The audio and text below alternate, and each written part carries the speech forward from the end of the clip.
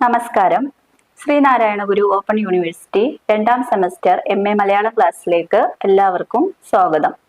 ഇന്ന് നമ്മൾ ചർച്ച ചെയ്യാൻ പോകുന്നത് ഗദ്യം കഥേതര പാഠങ്ങൾ എന്ന പേപ്പറിലെ ബ്ലോക്ക് 1 യൂണിറ്റ് 2 ഭാഷാ കൗടില്യം എന്ന പാഠഭാഗമാണ്. നമുക്കറിയാം, നമ്മുടെ മലയാള ഭാഷയുടെ ഉത്ഭവം ഒരുപാട് പരിണാമങ്ങളിലൂടെ കടന്നു വന്ന് ഇന്നത്തെ ഈ ഒരു ആധുനിക രൂപത്തിലായിരിക്കാൻ ഒരുപാട് പരിണാമങ്ങൾ അതിൽ നടന്നു കഴിഞ്ഞിട്ടുണ്ട്. അപ്പൊ ആ പ്രാചീന മലയാളത്തെ കുറിച്ച് നമുക്ക് ഒരുപാട് കൃതികള്, ശാസനങ്ങള് അങ്ങനെയൊക്കെ ഒരുപാട് കേട്ടിട്ടുണ്ട്. അപ്പോൾ കഴിഞ്ഞ ഒരു പാഠത്തിൽ നമ്മൾ ഈ ഒരു ശാസനങ്ങളെ കുറിച്ചാണ് നമ്മൾ പഠിച്ചിട്ടുള്ളത്. അപ്പൊ നമ്മുടെ ഈ ഒരു മലയാള ഭാഷയെ കുറിച്ച് നമുക്ക് ആദ്യം തന്നെ പറഞ്ഞു തുടങ്ങാം. ദ്രാവിഡ ഭാഷയുടെ ഒരു വിഭാഗമാണ്, അല്ലെങ്കിൽ അതിൽ നിന്ന് രൂപപ്പെട്ടതാണ് മലയാള ഭാഷ എന്നുള്ള ഒരു വാദം എന്നും നിലനിൽക്കുന്നുണ്ട്. കേരളവുമായിട്ട് വ്യാപാര ബന്ധം നിലനിർത്തിയിരുന്ന ഒരുപാട് വിദേശികൾ ഉണ്ടായിരുന്നു അല്ലെ. അപ്പൊ കേരളം ഒരു വ്യാപാര ബന്ധം എല്ലാവരെയായിട്ട് കാത്തു സൂക്ഷിക്കുന്നത് കൊണ്ട് തന്നെ ഒരുപാട് ഭാഷകൾ നമ്മുടെ ഈ ഒരു മലയാള ഭാഷയിൽ, അല്ലെങ്കിൽ ഒരു പക്ഷെ മലയാള ഭാഷയ്ക്ക് മുമ്പ് കടന്നു പോയിട്ടുണ്ട് ഈ ഒരു കേരളത്തിലൂടെ. അപ്പൊ അതില് ഈ ഒരു ബോർഡർ ആയിട്ട് നമുക്ക് കേരളമായിട്ട് തമിഴ്നാട് പങ്കുവെക്കുന്നുണ്ട്.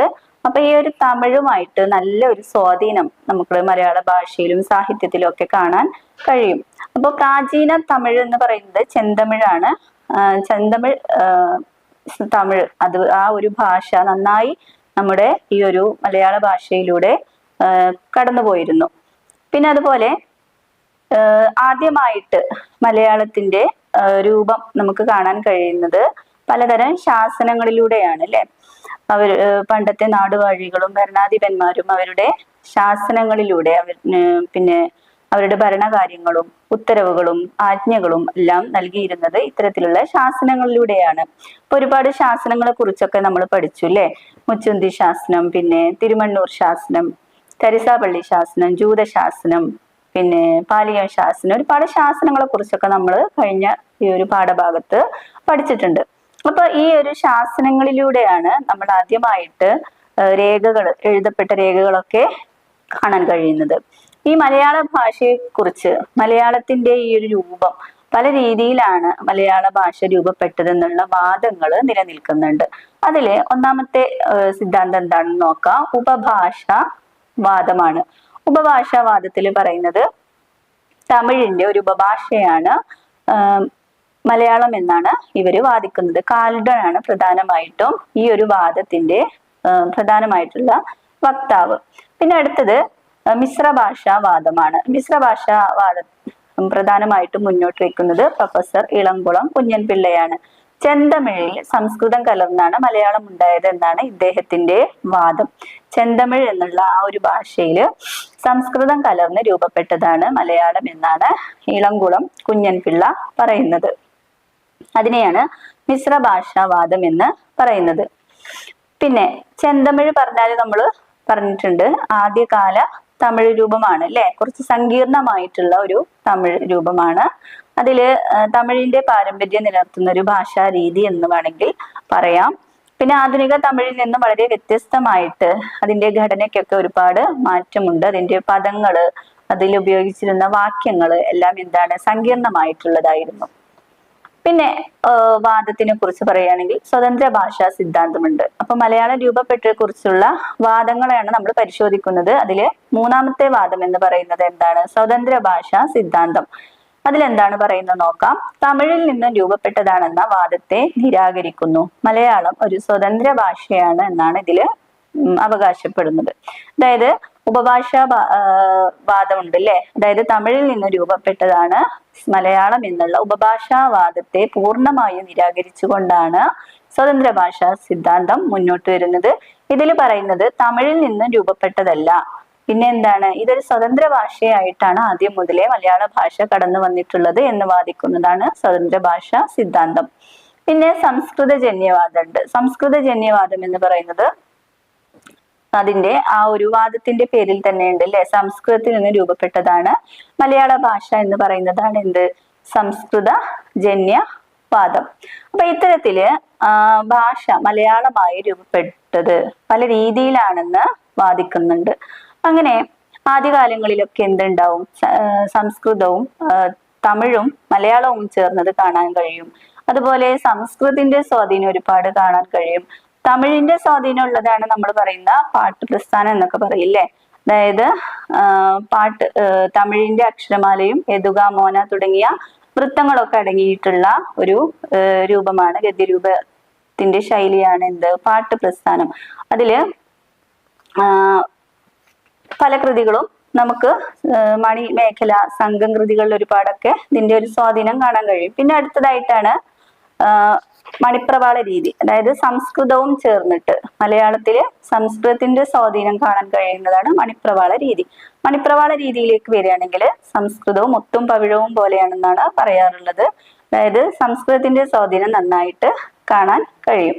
പിന്നെ ഈ ഒരു മണിപ്രവാള രീതി കഴിഞ്ഞു കഴിഞ്ഞാൽ പിന്നെ ഇങ്ങോട്ട് ചമ്പുക്കൾ വരുന്നുണ്ട്.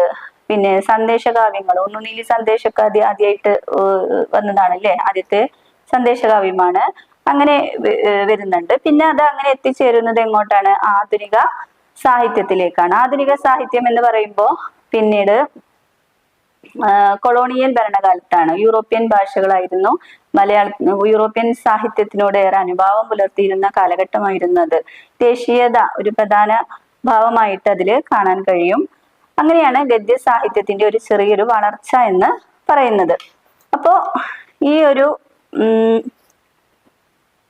രൂപത്തിലാണ് ഒരു മലയാള സാഹിത്യ രൂപം, മലയാള ഭാഷ ഇങ്ങനെ പോയിക്കൊണ്ടിരുന്നത്. പിന്നെ നമ്മൾ പറഞ്ഞു ശാസനങ്ങളെ കുറിച്ച്. ആദ്യമായിട്ട് ശാസനങ്ങളിലൂടെയാണ് ഈ ഒരു മലയാള ഭാഷയുടെ ലിപികൾ അല്ലെങ്കിൽ രേഖകൾ ആദ്യമായിട്ട് കാണാൻ കഴിയുന്നതെന്ന് പറയുന്നത്. പിന്നെ അതുപോലെ അടുത്തതായിട്ട് ഇതിൽ പറയുന്നുണ്ട് മിഷണറിമാരുടെ സംഭാവനകളെ കുറിച്ചാണ് പറയുന്നത്. മിഷണറിമാര് നമുക്കറിയാം, വാസ്കോഡഗാമ 1498 കേരളത്തിൽ എത്തുന്നതിന് മുമ്പേ മിഷണറിമാർ നമ്മുടെ കേരളത്തിൽ വന്നിട്ട് അവരുടെ പ്രവർത്തനങ്ങൾ ആരംഭിച്ചിരുന്നു. അവർ പ്രധാനമായിട്ടും മതപ്രചാരത്തിന്, ക്രിസ്തു മത പ്രചാരത്തിനാണ് നമ്മുടെ നാട്ടിൽ എത്തിയതെങ്കിൽ കൂടി അവരെന്ത് ചെയ്തു, അതിൽ മാത്രം ഒതുങ്ങി നിന്നിട്ടില്ല. ഒരുപാട് പള്ളിക്കൂടങ്ങളും അച്ചുകൂടങ്ങളും ഒക്കെ സ്ഥാപിച്ച് മലയാള ഭാഷയെ സമ്പുഷ്ടിപ്പെടുത്തിയിരുന്നു. അന്നത്തെ കാലത്ത് എന്ന് പറയുന്നത് ഏറെയും സാധാരണക്കാരുടെ ഉപയോഗിച്ചിരുന്നത് ചെന്തമിഴ് ഭാഷയായിരുന്നു കൂടുതലായിട്ട് ഉപയോഗിച്ചിരുന്നത്. അതുകൊണ്ട് തന്നെ സാധാരണക്കാർക്ക് മനസ്സിലാവുന്ന രീതിയിൽ രചനകൾ നടത്തിയാൽ മാത്രമേ അവരുടെ ആശയങ്ങൾ പ്രചരിക്കുകയുള്ളൂ എന്നവർക്ക് മനസ്സിലായി. അപ്പൊ അന്നത്തെ കാലത്ത് എന്ന് പറഞ്ഞാൽ യൂറോപ്പിൽ പോലും അച്ചടി യന്ത്രങ്ങൾ, അതുപോലെ അച്ചുകളൊന്നും രൂപപ്പെടാത്ത കാലത്ത്, ആ ഒരു കാലഘട്ടത്തിൽ കൂടി ഗോവയിൽ നിന്നാണ് ആദ്യമായിട്ട് മിഷണറിമാർ എന്ത് ചെയ്തു, അച്ചടി വിദ്യ കൊണ്ടുവന്ന് അച്ചടി ആരംഭിക്കുകയാണ് അല്ലെ. അങ്ങനെ നമ്മുടെ ഈ ഒരു ഭാഷയിൽ, മലയാള ഭാഷയിൽ ഒരുപാട് സാഹിത്യ രൂപങ്ങൾ വരികയും പിന്നെ അതുപോലെ വിവർത്തനങ്ങൾ വരികയും അങ്ങനെ ഈ ഒരു ഭാഷയെ സമ്പുഷ്ടമാക്കുന്ന രീതിയിൽ, സാധാരണക്കാർക്ക് മനസ്സിലാകുന്ന രീതിയിൽ അവരുടെ ആശയങ്ങൾ പ്രചരിക്കാൻ തുടങ്ങി. ഒരുപാട് പാഠപുസ്തകങ്ങൾ, സ്കൂളുകൾ ആരംഭിച്ചു. അങ്ങനെ ഈ ഒരു മതപ്രചാരണം മാത്രമാവാതെ എല്ലാ മേഖലകളിലും, വിദ്യാഭ്യാസ മേഖലകളിലും ഒരുപാട് മാറ്റങ്ങൾ കൊണ്ടുവന്നവരാണ് മിഷണറിമാർ എന്ന് പറയുന്നത്. ഈ മിഷണറിമാർ 17, 18, 19 ഈ ഒരു കാലഘട്ടത്തിലാണ് അവരെന്ത് ചെയ്തത്, ഈ ഒരു മതപ്രചരണത്തിന് വേണ്ടിയിട്ട് നമ്മുടെ കേരളത്തിലേക്ക് വരുന്നത്. അതോടുകൂടിയാണ് ഗദ്യ സാഹിത്യത്തിന് വളരെയധികത്തിൽ ഒരു വളർച്ച നമുക്ക് കാണാൻ കഴിയുന്നത്. അവരുടെ ഭാഷ എന്ന് പറയുന്നത് സാധാരണക്കാരുടെ ഭാഷയായിരുന്നു. അതായത് സംസ്കൃതത്തിൽ നിന്നും സ്വതന്ത്രം. അതായത് അന്നത്തെ കാലത്തൊക്കെ എന്ന് പറഞ്ഞാല് ഒരു സംസ്കൃതത്തിന്റെ ആധിക്യം പണ്ഡിതന്മാരുടെ ഇടയിലൊക്കെ കാണാൻ കഴിയും. സംസ്കൃത കാവ്യങ്ങളൊക്കെ രചിച്ചിട്ട് വളരെ ബുദ്ധിമുട്ടുള്ള സങ്കീർണമായിട്ടുള്ള രീതിയിലൂടെ സാഹിത്യത്തെ കൊണ്ടുപോവുക. പക്ഷെ അതൊന്നും സാധാരണക്കാർക്ക് എളുപ്പമായിരുന്നില്ല. അവർക്ക് വായിക്കാനും ഒക്കെ ബുദ്ധിമുട്ടുള്ള ഒരു കാലഘട്ടത്ത് സാധാരണക്കാരിലേക്ക് എത്തിക്കുക എന്നുള്ളതും അവരുടെ ആശയങ്ങൾ കൂടുതൽ പ്രചരിക്കണമെങ്കിൽ തീർച്ചയായിട്ടും അതൊരു സാധാരണ ഭാഷയിലായിരിക്കണമെന്നും അവർക്ക് നല്ല ധാരണയുണ്ടായിരുന്നു. അതുകൊണ്ട് തന്നെയാണ് അവർ സാധാരണക്കാരുടെ ഭാഷ തന്നെ അവര് സ്വീകരിച്ചത്. ഈ ഒരു മിഷണറി സാഹിത്യത്തെ മിഷണറി ഗദ്യം എന്നും മാതിരി മലയാളം എന്നും അറിയപ്പെടുന്നുണ്ട്. അപ്പൊ അത്തരത്തില് അന്നത്തെ മിഷണറിമാരുടെ സാഹിത്യത്തെ മിഷണറി ഗദ്യം, അതുപോലെ പാതിരി മലയാളം എന്നും ഒക്കെ അറിയപ്പെടുന്നുണ്ട്. അന്നത്തെ ജനങ്ങളുടെ ഭാഷ എന്ന് പറയുന്നത് നമ്മൾ പറഞ്ഞു സംസ്കൃതമായിരുന്നില്ല, മറിച്ച് എന്തായിരുന്നു, തമിഴിന്റെ സ്വാധീനമുള്ള ഭാഷയായിരുന്നു. അപ്പൊ അതുകൊണ്ട് തന്നെ ഇത്തരത്തിലുള്ള കൃതികൾ, ഇത്തരത്തിലുള്ള രചനകളായിരുന്നു കൂടുതലായിട്ടും ഇവര് നടത്തിയിരുന്നത്. പിന്നെ ഡോക്ടർ PJ തോമസ് ഒരു അഭിപ്രായം പറയുന്നുണ്ട്. അന്നത്തെ ജനങ്ങളുടെ ഭാഷ അല്ലെങ്കിൽ അന്നത്തെ മലയാളം എന്ന് പറയുന്നത് എന്തായിരുന്നു, ഒരു താണതരം മലയാളമാണെന്നാണ് അദ്ദേഹത്തിന്റെ അഭിപ്രായം. അതായത് ഒരു എന്താ പറയാ, മലയാളം എല്ലാതാനും, എന്നാൽ ഒരു മലയാളത്തിൽ നിന്റെ തമിഴിന്റെ സ്വാധീനം ഒക്കെ ആയിട്ട് അദ്ദേഹത്തിന്റെ അഭിപ്രായം താണതരം മലയാളം എന്നാണ് അദ്ദേഹം വിശേഷിപ്പിച്ചത്. അദ്ദേഹത്തിന്റെ മലയാള സാഹിത്യവും ക്രിസ്ത്യാനികളും എന്നുള്ള ആ ഒരു രചനയിലൂടെയാണ് അദ്ദേഹം അദ്ദേഹത്തിന്റെ വാദം വെളിപ്പെടുത്തുന്നത്. പിന്നെ നമുക്ക് പ്രധാനമായിട്ടും ഒരുപാട് മിഷണറിമാര് നമ്മുടെ ഈ ഒരു കേരളത്തിൽ പ്രവർത്തിച്ചിട്ടുണ്ട്. നമുക്ക് എടുത്തു പറയാവുന്ന കുറച്ച് പേരാണ് അർണോസ് പാതിരി, അതുപോലെ ഗുണ്ടർട്ട്, ബെഞ്ചമിൻ ബെയ്ലി എന്നിവരൊക്കെ അല്ലെ. ഹെർമൻ ഗുണ്ടർട്ടിനെ കുറിച്ച് നമുക്കറിയാം. അച്ചടി വിദ്യ കണ്ടെത്തുകയും പ്രസ് ആരംഭിക്കുകയും അതുപോലെ ഒരുപാട് വ്യാകരണ ഗ്രന്ഥങ്ങളും നിഘണ്ടുകളും ഒക്കെ തയ്യാറാക്കുകയും ചെയ്യുന്നതിൽ പ്രധാന പങ്ക് വഹിച്ചിട്ടുള്ള ഒരു വ്യക്തിയാണ് ഹെർമൻ ഗുണ്ടർട്ട്. പിന്നെ അതുപോലെ തന്നെ ബെഞ്ചമിൻ ബെയ്ലി ഉണ്ട് അല്ലെ. ബെഞ്ചമിൻ ബെയ്ലിയുടെ ആദ്യ രചന എന്ന് പറയുന്നത് അദ്ദേഹം എന്ത് ചെയ്തു, ചെറുപൈതങ്ങൾക്ക് ഉപകാരാർത്ഥം എന്ന രീതിയിൽ മലയാള ഭാഷയുടെ മലയാളത്തിൽ അച്ചടിച്ച ആദ്യത്തെ കൃതിയായിട്ട് വന്നിട്ടുണ്ട്. പിന്നെ അതുപോലെ ഇംഗ്ലീഷിൽ നിന്നും മലയാളത്തിലേക്ക് ഒരുപാട് വിവർത്തനങ്ങൾ നടത്തിയിട്ടുള്ള ഒരു വ്യക്തിയാണ് ബെഞ്ചമിൻ ബെയ്ലി. പിന്നെ അടുത്തത് അർണോസ് പാതിരി അല്ലെ. ഒരു വ്യാകരണ ഗ്രന്ഥങ്ങളും നിഘണ്ടുകളും ഒക്കെ തയ്യാറാക്കുന്നതിൽ ഇവരൊക്കെ വളരെയധികം സംഭാവന നൽകിയിട്ടുണ്ട്.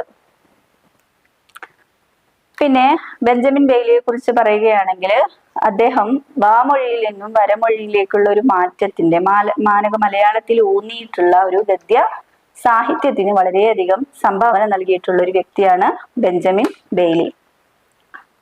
പിന്നെ അച്ചടി മലയാള ഭാഷയിൽ എന്താണെന്നാണ് ഇനി അടുത്ത ഒരു ടോപ്പിക് നോക്കുന്നത്. 1686-നും 1763-നും ഇടയ്ക്ക് ഹോളണ്ടിൽ ഹോർത്തൂസ് മലബാറിക്കസ് സസ്യങ്ങളുടെ നാമങ്ങൾ എന്നുള്ള ആ ഒരു പുസ്തകം അച്ചടിച്ചിറങ്ങി. അപ്പൊ നമ്മൾ കേട്ടിട്ടുള്ള ഒരു പുസ്തകമാണ് ഹോർത്തൂസ് മലബാറിക്കസ്. അതായത് നമ്മുടെ കേരളത്തിലെ പ്രധാനപ്പെട്ട സസ്യങ്ങളെ കുറിച്ചും ഒരുപാട് സസ്യങ്ങളുടെ ഒരു വിവരണമാണ് അതില് പറയുന്നത്. ഇതിൽ മലയാളം കുറച്ചാണ് കാണുന്നത്. ലത്തീൻ, അറബി, സംസ്കൃതം തുടങ്ങിയ ഒരുപാട് ഭാഷകൾ അതിൽ നമുക്ക് കാണാൻ കഴിയുന്നുണ്ട്. എന്നാൽ ഇതിൽ നിന്നെല്ലാം വ്യത്യസ്തമായിട്ട് ആദ്യമായി അച്ചടിക്കപ്പെട്ട ഒരു മലയാള പുസ്തകം എന്ന് നമുക്ക് പറയാൻ കഴിയുന്നതാണ് സംക്ഷേപ വേദാർത്ഥം. 1772 അത് അച്ചടിച്ചിറങ്ങിയിട്ടുള്ളത്. നമ്മൾ പറഞ്ഞു കേരളത്തിൽ ആദ്യമായിട്ട് ഒരു ആദ്യ കൃതി അച്ചടിക്കപ്പെട്ടതെന്ന് പറയുന്നത് ബെഞ്ചമിൻ ബെയ്ലിയുടെ ചെറുപൈതങ്ങൾക്ക് ഉപകാരാർത്ഥമാണ്. 1824 കോട്ടയം CMS പ്രസ്സിലാണ് ഇത് അച്ചടിച്ചു വന്നിട്ടുള്ളത്. ഈ ബെഞ്ചമിൻ ബെയ്ലിയുടെ ചെറുപൈതങ്ങൾക്ക് ഉപകാരാർത്ഥം എന്ന പുസ്തകം ആദ്യമായി അച്ചടിച്ചു വന്നിട്ടുള്ളത് 1824 കോട്ടയം CMS പ്രസ്സിലാണ്. ഇവയെല്ലാം ആദ്യകാലത്ത് ഇതിനെല്ലാം അച്ചടിക്കാനുള്ള ആ ഒരു രൂപം എന്ന് പറയുന്നത് എന്തായിരുന്നു, ചതുര വടിവിലുള്ള ഒരു അക്ഷരങ്ങളായിരുന്നു അച്ചടിച്ചിരുന്നത്. അപ്പോൾ ഓരോരോ ലിപികൾ, വ്യത്യസ്തമായിട്ടുള്ള ലിപികൾ, നമുക്കിപ്പോ ചൈനീസ് ലിപിയൊക്കെ വേറൊരു രീതിയിലാണ് കാണാൻ കഴിയില്ലേ. എന്നാൽ മലയാളത്തിന്റെ ലിപികളുടെ പ്രത്യേകത എന്താണ്, അതങ്ങനെ ഒരു ഉരുണ്ട ഒരു അക്ഷരങ്ങളായിട്ടാണ് അല്ലെ മലയാള ലിപികൾ. അപ്പൊ ഇത്തരത്തില് ഈ ഒരു മലയാള ലിപികൾക്ക് ഒരുപാട് മാറ്റങ്ങൾ ഉണ്ടായിരുന്നു എന്നാണ് പറയുന്നത്. ആദ്യമായി അച്ചടിച്ചു വന്ന അച്ചടിച്ചിരുന്ന രൂപങ്ങളൊക്കെ എന്തായിരുന്നു, ഒരു ചതുര മുഖത്തിലുള്ള ലിപികളായിരുന്നു. അതിൽ നിന്നും വ്യത്യസ്തമായിട്ട് ഒരു ഉരുണ്ട രൂപത്തിലാക്കിയിട്ട് മാറ്റിയത് ഈ ഒരു ബെഞ്ചമിൻ ബെയ്ലി എന്നുള്ള വ്യക്തിയുടെ സംഭാവനയാണ്. അദ്ദേഹം ലിപികളുടെ മുഖം ആകർഷകമാക്കി, അതുപോലെ വട്ടെഴുത്ത് രൂപത്തിലാക്കി മാറ്റിയെടുത്തു. ബെയ്ലിയുടെ ഉരുളകളാണ് നമ്മുടെ പ്രസ്സുകൾക്ക് ഇന്നും ആഹാരം എന്ന് പ്രൊഫസർ S. ഗുപ്തൻ നായർ അഭിപ്രായപ്പെട്ടിട്ടുണ്ട്. അപ്പോൾ ബെയ്ലിയുടെ ഈ ഒരു ലിപി പരിഷ്കാരത്തിനെ കുറിച്ചാണ് അദ്ദേഹം അഭിപ്രായപ്പെടുന്നത്. പിന്നെ സാക്ഷരതയുടെ പിതാവ് എന്നറിയപ്പെടുന്ന മാന്നാനത്ത് ചവറ കുര്യാക്കോസച്ചൻ നമ്മൾ കേട്ടിട്ട് ഉള്ളതാണല്ലേ. നവോത്ഥാന നായകനാണ്. പിടിയേരി സമ്പ്രദായം കൊണ്ടുവന്ന് ഒരുപാട് പള്ളിക്കൂടങ്ങളും ഒക്കെ മാന്നാനത്ത് സ്ഥാപിച്ചിട്ടുണ്ട്. അതുപോലെ ആധുനികമായിട്ടുള്ള ഒരുപാട് വിമർശനങ്ങൾക്കും പിന്നെ ലേഖനങ്ങൾക്കൊക്കെ നേതൃത്വം നൽകിയിട്ടുണ്ട്. അങ്ങനെയുള്ള ഒരു വ്യക്തിയാണ് മാന്നാനത്ത് ചവറ കുര്യാക്കോസച്ചൻ. അദ്ദേഹം 1844 ഒരു അച്ചുകൂടം സ്ഥാപിക്കുന്നുണ്ട്. പിന്നെ ഈ മിഷണറിമാരുടെ മറ്റൊരു സംഭാവന എന്ന് പറയുന്നത് ബൈബിളിന്റെ വിവർത്തനം. ഒരുപാട് വിവർത്തനങ്ങൾ അവര് മലയാളത്തിലേക്ക് ചെയ്തിട്ടുണ്ട്. അതിൽ ഒന്നാണ് ബൈബിളിന്റെ വിവർത്തനം. അത്തരത്തിലുള്ള ഒരു സംഭാവനയാണ്. പിന്നെ കരിയാറ്റിൻ ഔസേപ്പ് കത്തനാർ രചിച്ച വേദതർക്കം ക്രിസ്ത്യാനികളുടെ ഇടയിൽ കണ്ടുവരുന്ന അനൈക്യവും മറ്റും ദൂരീകരിക്കുക എന്നതാണ് ഇതിന്റെ ലക്ഷ്യം. അപ്പോൾ വേദതർക്കം എന്നുള്ള കൃതി ആരാണ് രചിച്ചിട്ടുള്ളത്? കരിയാറ്റിൻ ഔസേപ്പ് കത്തനാർ രചിച്ചിട്ടുള്ളതാണ് വേദതർക്കം. അതില് എന്താണ് പരാമർശിക്കുന്നത്? ക്രിസ്ത്യാനികളുടെ ഇടയിൽ കണ്ടുവരുന്ന അനൈക്യത്തെ കുറിച്ച് പരാമർശിക്കുന്ന ഒരു കൃതിയാണിത്. പിന്നെ അടുത്തൊരു കൃതിയെ കുറിച്ച് പറയുന്നുണ്ട്, വർത്തമാന പുസ്തകം. അല്ലെ, എല്ലാവരും കേട്ടിട്ടുള്ള ഒരു പുസ്തകമായിരിക്കും, ഒരു കൃതിയായിരിക്കും. എന്താണ് അതിന്റെ പ്രത്യേകത? ആദ്യത്തെ മലയാളത്തിലെ യാത്രാ വിവരണ കാവ്യമാണ് വർത്തമാന പുസ്തകം.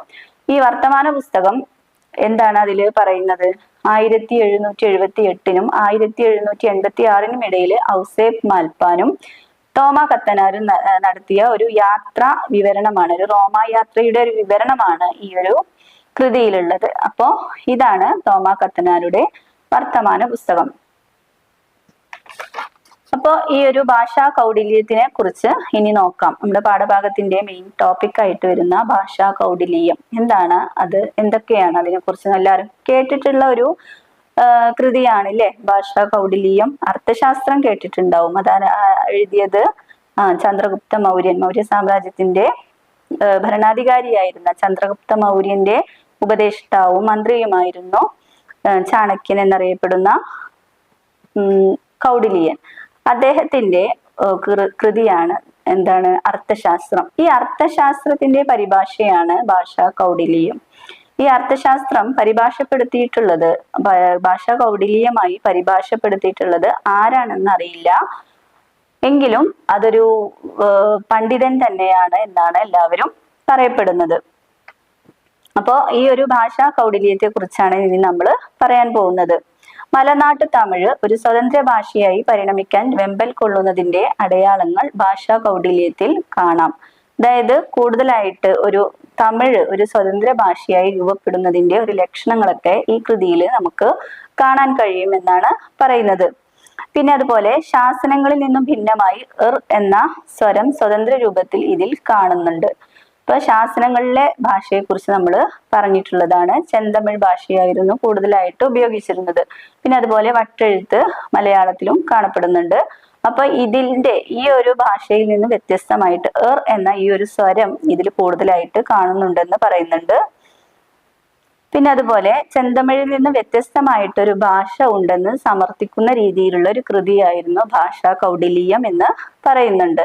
അപ്പോ ഈ ഒരു ഭാഷാ കൗടില്യം ചാണക്യൻ രചിച്ചിട്ടുള്ള അല്ലെങ്കിൽ കൗടില്യൻ രചിച്ചിട്ടുള്ള അർത്ഥശാസ്ത്രം എന്ന കൃതിയുടെ വിവർത്തനമാണ് എന്ത്? ഈ ഒരു ഭാഷാ കൗടില്യം. ഭാഷാ കൗടില്യത്തിന്റെ രചയിതാവിനെ കുറിച്ച് ആർക്കും ധാരണയില്ല, എങ്കിലും ആ കൃതിയുടെ ഭാഷാ സവിശേഷതകളെ കുറിച്ചാണ് നമ്മൾ ചർച്ച ചെയ്യുന്നത്. പിന്നെ ഈ ഒരു ഭാഷാ കൗടില്യത്തിൽ വന്നിട്ടുള്ള പ്രത്യേകതകൾ എന്തൊക്കെയാണ്? അനുനാസികാദി പ്രസരം, തലവ്യദേശം, സ്വരസംവരണം, പുരുഷഭേദ നിരാസം എന്നീ നയങ്ങളുടെ പ്രവർത്തനങ്ങൾ ഭാഷാ കൗടില്യത്തിൽ കാണാൻ കഴിയും. അപ്പൊ ഭാഷാ കൗടില്യത്തിലെ ഭാഷകളുടെ ഓരോരോ രീതികളെ കുറിച്ചാണ് പറയുന്നത്. അനുനാസികാദി പ്രസരണം, താലവ്യദേശം, സ്വരസംവരണം, പുരുഷഭേദ നിരാസം എന്നീ നയങ്ങൾ അതിൽ കാണാൻ കഴിയുന്നുണ്ട്.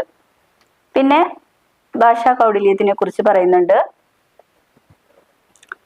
മലനാട്ട് തമിഴ് ഇതിൽ കൂടുതൽ സ്വതന്ത്രമാവുന്നുണ്ട്. നമ്മൾ പറഞ്ഞു തമിഴിന്റെ ഒരു ഭേദം, ഒരു വകഭേദമായിട്ട് രൂപപ്പെടാനുള്ള ഒരു വെമ്പല് ഈ ഒരു ഭാഷാ കൗടില്യത്തിൽ കാണാൻ കഴിയുന്നുണ്ടെന്ന് പറയുന്നുണ്ട്. അതുപോലെ കവിയെ കുറിച്ച് ധാരണയില്ല എന്ന് പറയുന്നുണ്ട്. കൗടില്യന്റെ ചാണക്യന്റെ രാഷ്ട്രീയത്തിന്റെ 4 തന്ത്രങ്ങളാണ് അതിൽ പ്രധാനമായിട്ടും പറയുന്നത്. അപ്പോ ചന്ദ്രഗുപ്ത മൗര്യന്റെ ഉപദേഷ്ടാവും മന്ത്രിയുമായിരുന്നല്ലോ ഈ ഒരു കൗടില്യൻ അല്ലെങ്കിൽ ചാണക്യൻ എന്നറിയപ്പെടുന്ന വ്യക്തി. അപ്പൊ അദ്ദേഹം എങ്ങനെ നന്ദരാജവംശത്തിൽ നിന്നും ഈ ഒരു മൗര്യ സാമ്രാജ്യത്തെ സംരക്ഷിക്കുക എന്നുള്ളത് മുൻനിർത്തിയിട്ട് രചിച്ചിട്ടുള്ള ഒരു കൃതിയാണ് അർത്ഥശാസ്ത്രം. അപ്പൊ ഈ ഒരു അർത്ഥശാസ്ത്രം എന്ന കൃതിയെ അടിസ്ഥാനമാക്കി അന്നത്തെ രാജവംശങ്ങള് ഭരണം നടത്തിയിരുന്നു എന്നാണ് പറയുന്നത്. അപ്പൊ അത്രയും നേട്ടങ്ങളാണ് ആ ഒരു കൃതിയിൽ ഉണ്ടായിരുന്നത്. ഇന്നും ചാണക്യ സൂത്രം എന്നുള്ള നിലയിൽ നിലനിൽക്കുന്നുണ്ട് എന്നും പറയുന്നുണ്ട്. ഈ ചാണക്യന്റെ രാഷ്ട്രീയ തന്ത്രങ്ങള് 4 രീതിയിലാണ് വ്യാഖ്യാനിച്ചിട്ടുള്ളത്. സാമ, ദാനം, ഭേദം, ദണ്ഡം എന്നീ 4 തന്ത്രങ്ങളാണെന്ന് പറയുന്നുണ്ട്. അപ്പോ ഒരു രാജ്യത്തെ എങ്ങനെയെല്ലാം മുന്നോട്ട് കൊണ്ടുപോവാം എന്നുള്ള അതിസമർത്ഥമായിട്ടുള്ള കാര്യങ്ങളാണ് ഈ ഒരു അർത്ഥശാസ്ത്രത്തില് പ്രതിപാദിക്കുന്നത്. അതിൽ അദ്ദേഹം 4 തന്ത്രങ്ങളാണ് ഉപയോഗിച്ചിട്ടുള്ളത്. ഏതൊക്കെയാണത്? സാമ, ദാനം, ഭേദം, ദണ്ഡം എന്നിങ്ങനെയാണ് ആ ഒരു തന്ത്രങ്ങൾ. അപ്പൊ ആദ്യത്തെ സാമം എന്നുള്ള ഒരു നിയമം എന്താണ് പറയുന്നത് നോക്കാം. ആലോചനയിലൂടെയുള്ള പ്രശ്നപരിഹാരം എന്നാണ് ഈ ഒരു സാമം എന്നതുകൊണ്ട് ഉദ്ദേശിക്കുന്നത്. ആലോചനയിലൂടെയുള്ള പ്രശ്നപരിഹാരം. പിന്നെ ദാനം എന്ന് പറയുന്നത് സമ്മാനങ്ങൾ നൽകി പ്രശ്നപരിഹാരം ഉണ്ടാക്കുന്നത് ഇതിലൂടെയാണ്, സമ്മാനങ്ങൾ നൽകിയിട്ടാണ്. എന്താണ് ദാനം എന്ന ഈ ഒരു തന്ത്രത്തിലൂടെ ഉദ്ദേശിക്കുന്നത്. അടുത്തത് ദണ്ഡം എന്ന് പറയുന്നത് ശക്തി പ്രയോഗിച്ചിട്ടുള്ള പ്രശ്നപരിഹാരം. അതിന് ചെറിയ പിഴകളും അതുപോലെ ഓരോരോ കുറ്റകൃത്യങ്ങൾക്ക് നൽകൂലേ നമ്മൾ ശിക്ഷകളൊക്കെ നൽകിയിട്ട്, അത്തരത്തിലുള്ള ഒരു പ്രശ്നപരിഹാരമാണ് ഈ ദണ്ഡം എന്നുള്ള ഈ ഒരു തന്ത്രത്തിലൂടെ അർത്ഥമാക്കുന്നത്. പിന്നെ ഭേദം, വ്യത്യാസങ്ങൾ ഉണ്ടാക്കി ശത്രുവിനെ ദുർബലമാക്കലാണ് ഭേദം എന്നുള്ള ഈ ഒരു തന്ത്രത്തിലൂടെ അർത്ഥമാക്കുന്നത്. അപ്പൊ കൗടില്യന്റെ രാഷ്ട്രീയ തന്ത്രങ്ങളെ കുറിച്ചാണ് ഇതില് പറഞ്ഞിട്ടുള്ളത്. 4 തന്ത്രങ്ങളായിരുന്നു. പിന്നെ ചാണക്യനീതി നമ്മൾ പറഞ്ഞു, ഇന്നും നിലനിൽക്കുന്നുണ്ട്. പിന്നെ അർത്ഥശാസ്ത്രത്തില് പ്രധാനമായിട്ടും പറയുന്നത് ഭരണവിജ്ഞാനം, സാമ്പത്തിക നയം, ആഭ്യന്തര ബാഹ്യ സുരക്ഷ, നയതന്ത്രം തുടങ്ങിയ കാര്യങ്ങളെ കുറിച്ച് വിശദമായിട്ടുള്ള പ്രതിപാദിക്കുന്നുണ്ട്. പിന്നെ ഇളംകുളം കുഞ്ഞൻ പിള്ളയുടെ അഭിപ്രായത്തില് അദ്ദേഹം ചൂണ്ടിക്കാണിക്കുന്നത് എന്താണെന്ന് വെച്ചാൽ, ലീലാതിലകക്കാരൻ ഹീനജാതിക്കാരെ ഉപയോഗിക്കുകയുള്ളൂ എന്ന് പറയുന്ന രൂപങ്ങളും രൂപങ്ങളും കൗടിലീയ കാലത്ത് ത്രൈവർണികരും ഉപയോഗിച്ചിരുന്നു എന്ന് അദ്ദേഹം പറയുന്നുണ്ട്. ത്രൈവർണികർ എന്ന് പറയുന്ന ഒരു വിഭാഗം എഴുത്തുകാര് എന്ത് ചെയ്യുന്നുണ്ട്? ലീലാതിലകക്കാരൻ ഹീനജാതിക്കാരെ ഉപയോഗിക്കുന്നുള്ളൂ എന്ന് പറയുന്ന ചില രൂപങ്ങൾ ഉണ്ടായിരുന്നു എഴുത്തില്. അവയും അതുപോലെ രൂപങ്ങളും ഈ ത്രൈവർണികക്കാര് ഉപയോഗിച്ചിരുന്നു. അതാരാണ് ചൂണ്ടിക്കാണിച്ചത്? ഇളംകുളം കുഞ്ഞൻ പിള്ളയാണ്. അപ്പോ അത്തരത്തില് അതിനാൽ കൗടിലീയ കർത്താവ് ഒരു ത്രൈവർണികനാണെന്ന് അദ്ദേഹം പറയുന്നുണ്ട്. അതായത് ഭാഷാ കൗടിലീയത്തിലും ഇത്തരത്തിലുള്ള ഉപയോഗങ്ങൾ കാണാൻ കഴിയുന്നുണ്ട് എന്നാണ് ഇതുകൊണ്ട് അർത്ഥമാക്കുന്നത്.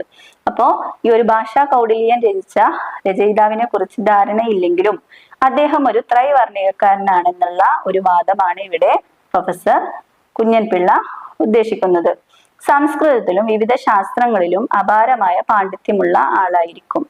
അപ്പോ ഈ ഒരു ഭാഷാ കൗടില്യ കർത്താവിനെ കുറിച്ചുള്ള ധാരണകളാണ് അദ്ദേഹം പറയുന്നത്.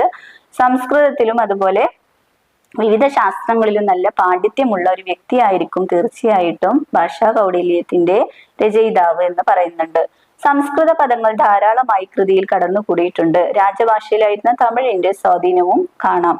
അപ്പോ സംസ്കൃതത്തിൽ ഒരുപാട് പിന്നെ എഴുത്തുകൾ ഇതിൽ കാണാൻ കഴിയുന്നുണ്ട്. അതുപോലെ തമിഴിലും ഒരുപാട് സ്വാധീനം ഈ ഒരു കൃതിയിൽ കാണാൻ കഴിയുന്നുണ്ട്.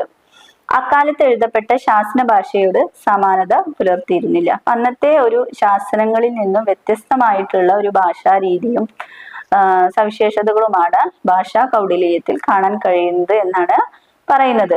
ഒരു സംസ്കൃത കാവ്യവും സങ്കീർണവുമായ അർത്ഥശാസ്ത്രം വിവർത്തനം ചെയ്ത് കൗടില്യ നിർമ്മിതി വലിയ നേട്ടം തന്നെയാണ്.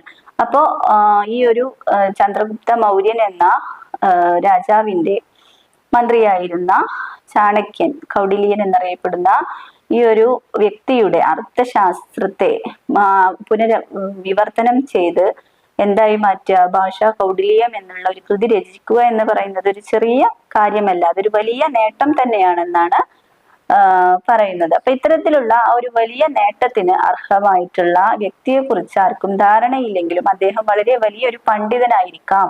സംസ്കൃതം, മലയാളം, തമിഴ് എന്നീ നിരവധി ഭാഷകളിൽ നല്ല പാണ്ഡിത്യമുള്ള അവഗാഹമുള്ള വ്യക്തിയായിരിക്കാം എന്നാണ് പറയുന്നത്. അതുപോലെ ഒരു ത്രൈവർണികക്കാരനായിരിക്കാം എന്നൊക്കെയുള്ള അനുമാനങ്ങളാണ് ഈ ഒരു പാഠഭാഗത്തിന്റെ അവസാനം പറയുന്നത്. അപ്പൊ ഈ ഒരു പാഠഭാഗത്തില് നമ്മൾ എന്തൊക്കെയാണെന്ന് നോക്കിക്കഴിഞ്ഞത്, മിഷണറിമാരുടെ കേരളത്തിലേക്കുള്ള വരവ്, അവരുടെ സംഭാവനകൾ ഇല്ലേ, മലയാള സാഹിത്യത്തിന് ഒഴിച്ചുകൂടാനാവാത്ത സംഭാവനകളാണ് മിഷണറിമാർ നൽകിയിട്ടുള്ളത്. അവര് ആദ്യകാലങ്ങളിൽ വന്നിട്ടുള്ളത് ക്രിസ്തുമത പ്രചാരണത്തിന് വേണ്ടിയിട്ടാണെങ്കിൽ കൂടി അവര് നമ്മുടെ മലയാള ഭാഷയിൽ വിദ്യാഭ്യാസ രംഗത്ത് ഒരുപാട് മാറ്റങ്ങൾ കൊണ്ടുവന്നിട്ടുണ്ട്. ഗദ്യ സാഹിത്യത്തിന് വളരെയധികം സംഭാവന നൽകിയിട്ടുണ്ട്. ഒരുപാട് സ്കൂളുകളും അച്ചടിശാലകളും അതുപോലെ പള്ളിക്കൂടങ്ങൾ, സ്ഥാപനങ്ങളും പുസ്തകങ്ങളും ഒക്കെ അച്ചടിച്ചിറക്കാൻ സഹായിച്ചിട്ടുണ്ട്. പിന്നെ അവരുടെ പ്രധാനമായിട്ടും മിഷണറി സാഹിത്യം അറിയപ്പെടുന്നത് മിഷണറി ഗദ്യം, പാതിരി മലയാളം എന്നൊക്കെയാണ് അറിയപ്പെടുന്നത്. അതിലെടുത്തു പറയുന്ന കുറച്ച് പേരെ കുറിച്ച് ആരൊക്കെയാണ്? അർണോസ് പാതിരി, ഗുണ്ടർട്ട്, ബെഞ്ചമിൻ ബെയ്ലി തുടങ്ങിയ മിഷണറിമാരെ കുറിച്ച് നമ്മൾ പറഞ്ഞു കഴിഞ്ഞു. പിന്നെ അതുപോലെ തന്നെ അടുത്തതായിട്ട് പറയുന്നത് ഭാഷാ കൗടില്യത്തെ കുറിച്ചായിരുന്നു. ഭാഷാ കൗടില്യം എന്ന് പറയുന്നത് ചന്ദ്രഗുപ്ത മൗര്യന്റെ മന്ത്രിയും ഉപദേഷ്ടാവുമായിരുന്ന ചാണക്യന്റെ അർത്ഥശാസ്ത്രത്തെ മുൻനിർത്തിയിട്ട് വിവർത്തനം ചെയ്തിട്ടുള്ള ഒരു കൃതിയാണ് ഭാഷാ കൗടില്യം. അപ്പൊ അതിനെക്കുറിച്ചും അതിന്റെ ഭാഷാ സവിശേഷതകളെ കുറിച്ചാണ് ചർച്ച ചെയ്തത്. ഒരു പാഠഭാഗം നിങ്ങൾക്ക് മനസ്സിലായിട്ടുണ്ടാവും എന്ന് വിചാരിക്കുന്നു. അടുത്ത ക്ലാസ്സിൽ കാണാം. താങ്ക്